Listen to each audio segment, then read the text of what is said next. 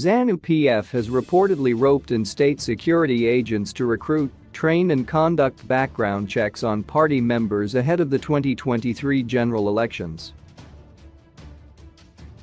This comes as the ruling party claimed this week that it had an umbilical connection with the army, and a day after cabinet announced plans to revive the controversial National Youth Service (NYS) program ostensibly to train its youth militia.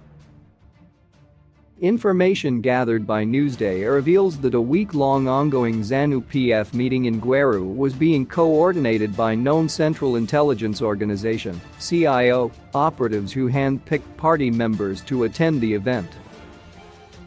The top-secret meeting's agenda is to prepare for the crucial harmonized elections. Highly placed sources said participants' mobile phones are being confiscated during training sessions. Zanu PF Information Director Tafadzwa Magwati confirmed the secret party meeting involving CIO operatives. "This is a black box meeting, and only people who are attending know what is happening," Magwati told Newsday. On Tuesday, Cabinet announced that the NYS would be renamed Youth Service in Zimbabwe, with 2 annual intakes and run for 6 months per session.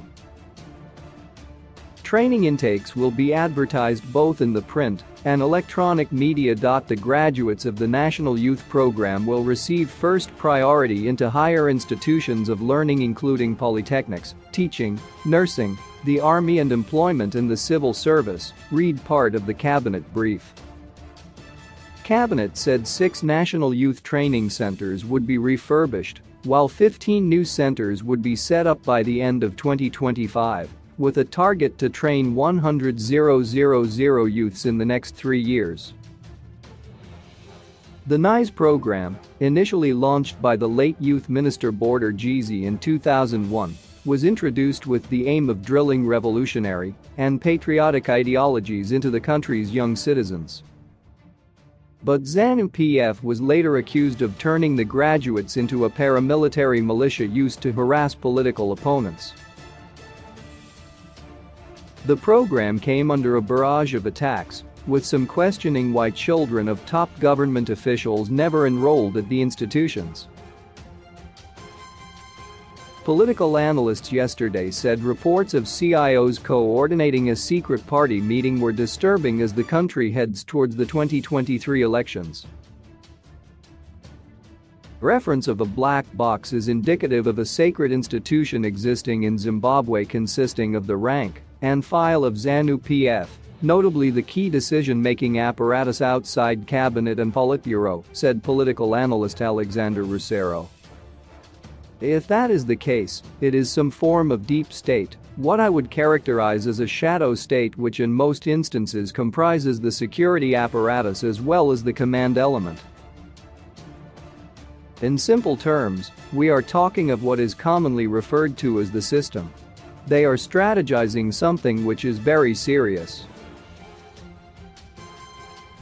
Political analyst Dumisani Nkomo said the timing of the NYS was worrying. What worries us is the timing, just close to the elections. It would have been best done in a year, where it's not within an election cycle given the level of polarization in the country, Nkomo said. The concept of NYS in itself is not a bad concept, but it's the history of that concept in Zimbabwe.